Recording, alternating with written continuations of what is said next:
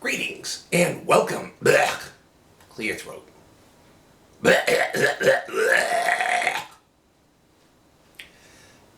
Greetings and welcome to week 10 of the BPFFL Fantasy Report.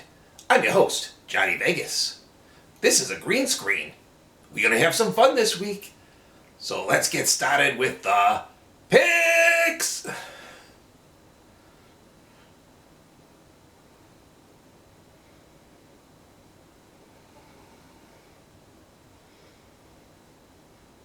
Up first, we have ourselves a match that you wouldn't be expecting to be the opening act. It is the B-Waxes versus the Roughnecks. Now, this is a matchup that can totally shake up the muddy waters that are the Central Division. Right now, it's anybody's game who's going to wind up being the top dog. And for this one, gotta give this one up to the B-Waxes by 3. Reason for that is the Roughnecks have been winless at home all year long. And to be honest, I'm not seeing that trend changing anytime soon, especially when I'm counting on Tom Brady to have a bounce-back game. So, B-Waxes over the Roughnecks by 3.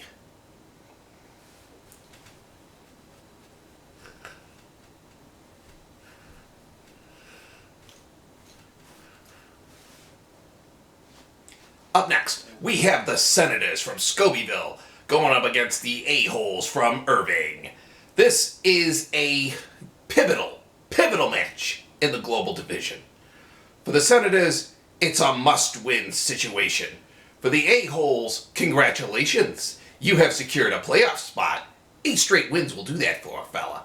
However, for the Senators, this is a must-win to stave off playoff elimination because, well, 8 straight losses will do that.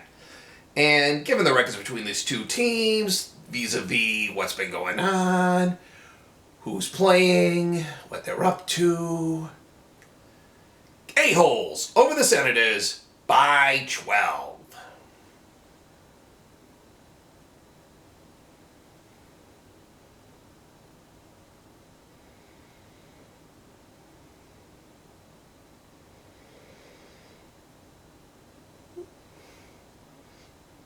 Coming up next, we have Steinhoff Slaughterhouse traveling the road to go to the Eden Extractors. This here is a statement game for the Global Division. As mentioned earlier, the A-Holes kind of got the stranglehold with the 8 straight playoff games and are on the fast track to becoming the champions of said league. However, this matchup is what I like to call a statement game, in so much that whichever team winds up winning could make a statement as to being not only the second banana, a possible upset king once the playoffs take off. And in that regard, I gotta give this one to the Slaughterhouse by 8. Just because the Extractors have been really underperforming as far as the offense goes for a team of their caliber. And I'm thinking that the Slaughterhouse may have actually finally settled on Aaron Rodgers to be their starting quarterback. So, Slaughterhouse over Extractors by 8.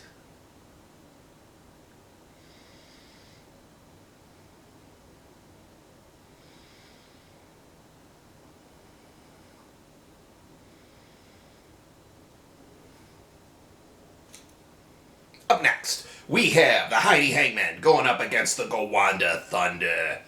This here is what I like to call the spoiler match. This is the one that is really hot cross-division action.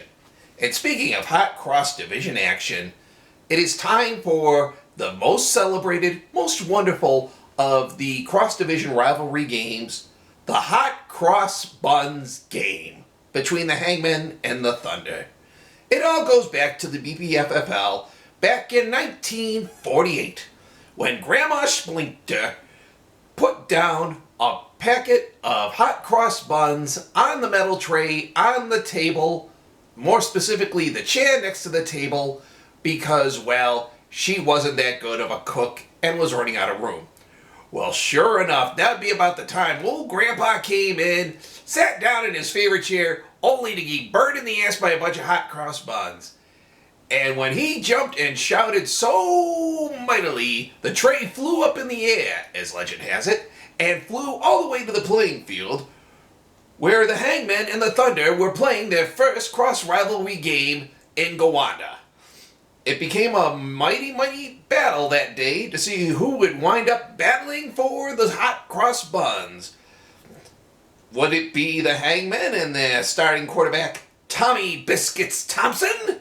Or would it be the Thunder with their wonderful quarterback, Sweetie Pie Stevie Van Buren? Well, I don't remember because I'm not that old. But I do know that the winner of this game is going to get a big old plate of hot cross buns, as is the tradition, going back to 1948. And for this time, I see the sweet taste of victory going to Hangmen over the Thunder by 6. My anaconda don't want none. It got buns, hon.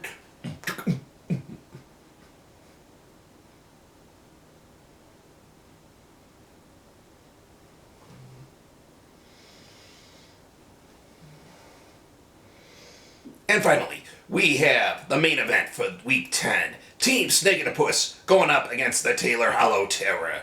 We have ourselves a true match of the Titans. The Snake-a-Puss, with the #1 defense in all of fantasy football, going up against the Terror, a rebounding team who desperately wants to wear the crown.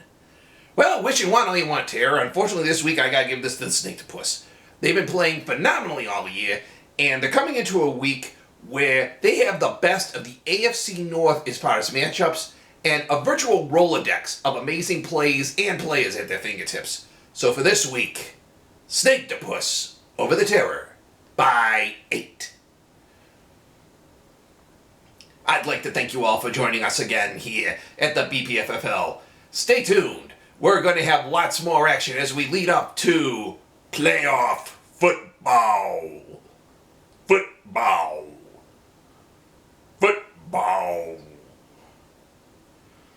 See you next week.